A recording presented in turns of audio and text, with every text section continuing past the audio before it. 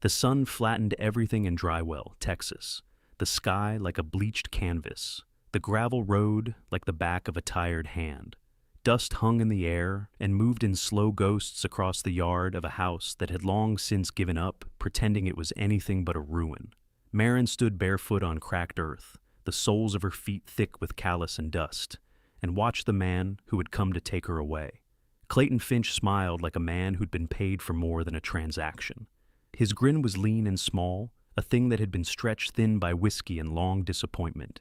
He had never wanted Maren. He had wanted a son, a pair of hands to till stubborn soil and lift the weight of his pride. And when fate had not obliged, he had learned to be crueler than the drought. Across from him, Walker Hale wore his rancher's coat like armor. He was broad of shoulder and blunt of speech, a man whose face seemed carved by wind and winters. He listened to Clayton's words without shifting, as if nothing about this scene could surprise him anymore. "I'm taking her for a bull and $50, Clayton said, as if he were simply listing cattle prices. "You put her to work, and I wash my hands of it." Maren did not speak. She kept her eyes on her own hands, as if looking at those small, battered fingers could explain how she'd come to be sold. Her mother, Mabel, stood in the doorway, hands pressed to her chest as if she could hold herself together by sheer force. Her lips trembled. She had tried to stop it. A bruise still bloomed along her jaw, where Clayton had shut her up. The house smelled of stale coffee and hopelessness. Walker's jaw tightened. The world had taught him to accept certain cruelties as inevitable business. "Deal's a deal," he said, but his voice was not the complete stone of a man who'd never felt. Somewhere inside that shell, a small, almost forgotten thing stirred, an irritant of conscience he would not credit. The wagon creaked, took them both, and rolled away from the only home Maren had ever known. The plains spread around them like a breath held too long. The ride to High Hollow Ranch took hours, a slow passage across a country of iron grass and skeletal mesquite. The silence was not peaceful. It rolled with the thud of hooves and the whir of flies, and with the kind of questions that landed like stones in Maren's stomach. What would she be asked to do? Could she work? Would she always be counted as less? The ranch revealed itself wide and stubborn at the horizon, a patchwork of weathered posts and low barns, of wind-creased roofs and the slow, patient graze of cattle. The main house was a stern silhouette against a washed-out sky. Walker led Maren down from the wagon, the way a man leads a beast of burden, with economy of motion. "This is High Hollow," he said. "You work. You don't cause trouble. You do as you're told." Maren's world had been smaller than those. Words, reduced to the space between fear and the next meal. But then a young man came from the barn with a laugh like a warm shovel of earth. He was Ethan Hale, Walker's son, a little older than Maren, softer in the features his father had hardened. His smile was quick and unpracticed, like a thing that grew in sunlight without meaning to. "Welcome," Ethan said, hat tipped back as though the sun were the only thing worth tipping to. "I hope you'll find some good here." Maren wanted to believe him. She had nothing else to hold on to. The early weeks were a lesson in the language of fatigue. Dawn arrived before thought. Chores were done, until the body remembered its edges. Maren learned the smell of tack and leather, the secret weight where a good saddle should sit, how to coax milk from a cow that had little patience for beginners.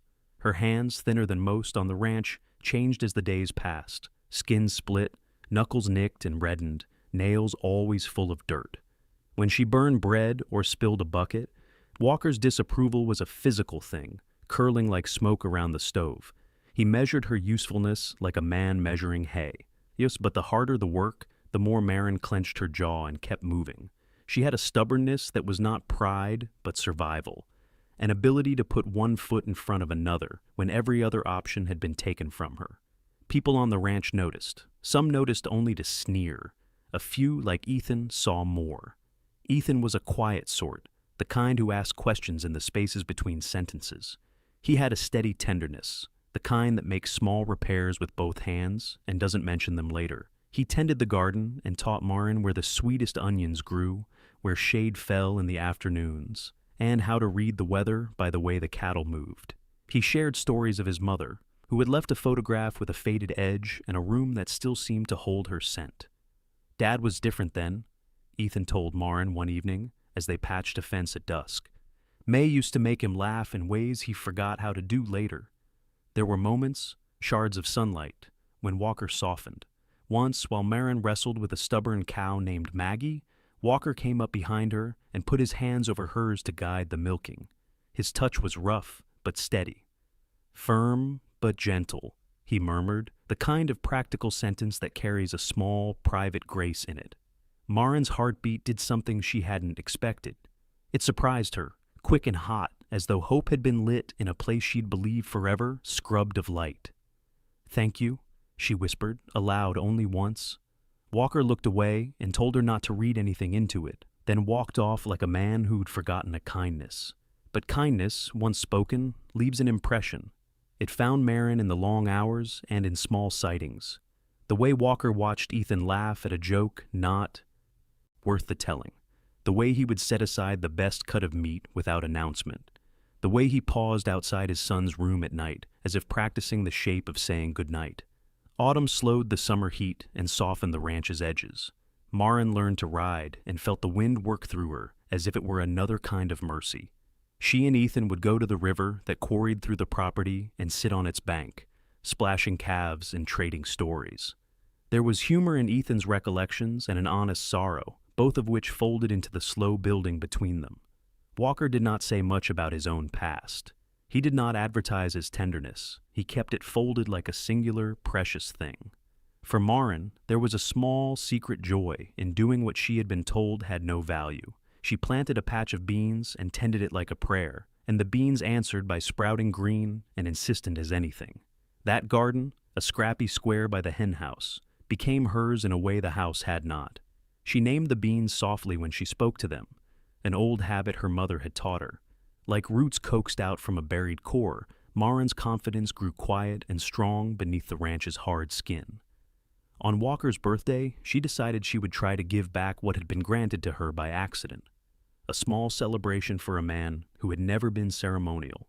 She worked for days, baking a bread that turned brown and fragrant in the oven, setting a stew to bubble in a pot until the kitchen smelled like old comforts, and placing wildflowers from the meadow into a tremulous arrangement. She did it not because she foresaw reward, but because she wanted to change the tenor of their place by a single evening. Walker came in tired from the range, his face rubbed raw with wind. He was immediate in his reaction, suspicious then, to Maren's quiet shock, softened. He sat slowly and ate as evening fell, at first reserved, but then with a loosened jaw that seemed to search for words and find them failing.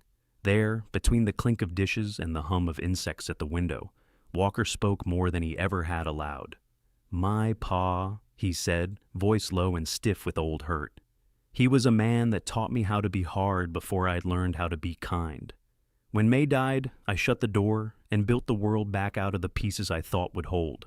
Maren listened and reached for his hand across the table.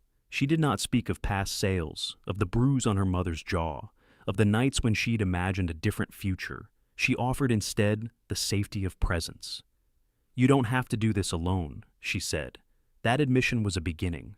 It was not a miracle. The seasons did what they do. They do not rush themselves, they only proceed.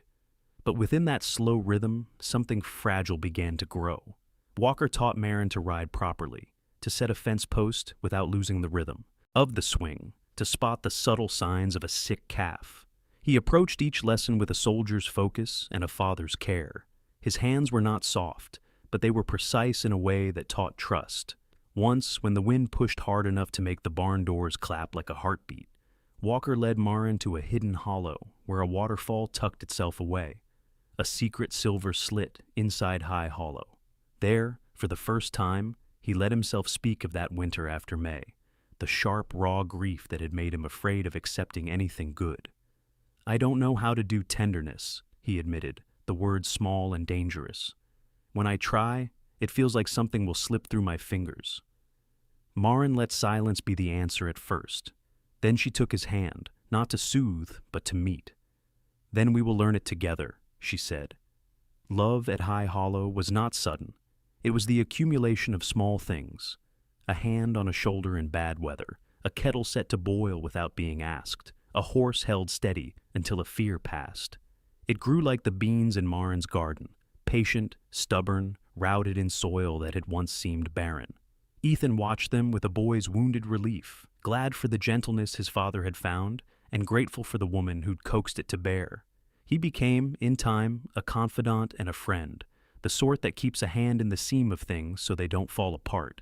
When Walker finally asked Maren to marry him, it was at the apple tree she'd planted the first spring she'd been at the ranch. A small sapling the two of them had set in the ground and tended together. The tree had taken that season and the next. It had pushed thin branches into the sky like promises. Walker spoke under that tree, with Ethan standing close, and Mabel, Maren's mother, who had come back into her life with careful steps, looking on, proud and tentative. Their wedding was modest, a gathering of a few neighbors and the children of friends, but it held the kind of joy that makes grief shrink down and less relevant by measure. Walker's voice in the vows was gruff and then suddenly full, as if the words themselves had been the thing he'd needed to learn to speak.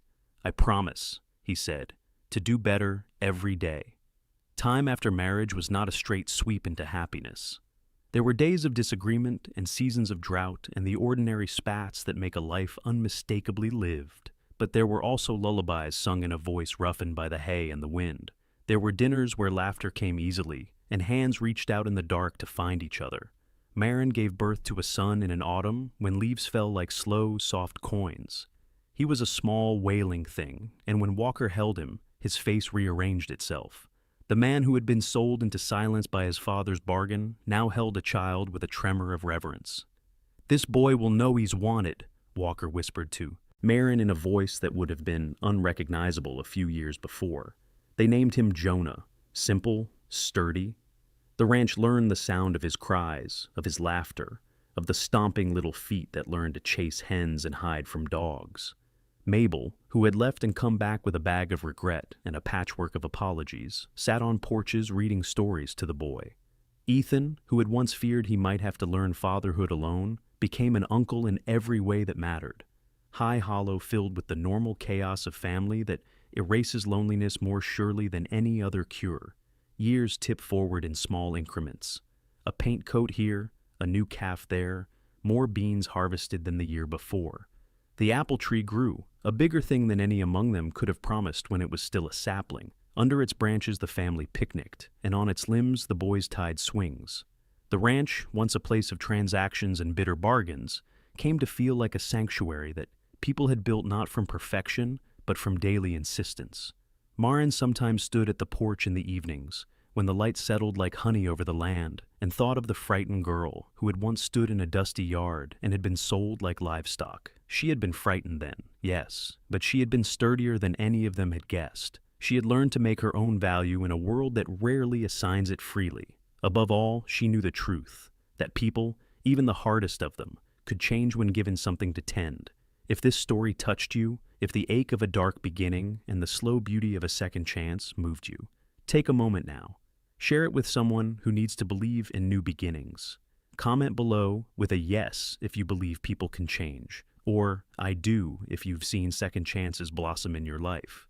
If you're reading this on a channel that supports it, like and subscribe so you don't miss more stories of resilience and hope. And hit the bell if you want reminders when a new chapter lands. Sometimes the greatest transformations happen not in the thunder of a single revelation, but in the quiet accumulation of ordinary acts, showing up, setting a place at the table, learning how to be gentle. Walker had once believed that love was a dangerous thing. Maren taught him that risk and reward could live in the same hand, that when you plant a thing with care, it will often take root. High Hollow remained a place of work and dirt and honest exhaustion. But it was also a place where laughter outlasted sorrow, where an apple tree held the memory of small hands planted together, and where a boy named Jonah would one day run barefoot and call that land his home. The man who had purchased Maren for a price had been bought back, not by money, but by the steady return of a love that did the work of saving. If you want more stories like this, gritty beginnings that bloom into quiet, fierce love, don't forget to subscribe, click the notification bell, and tell a friend.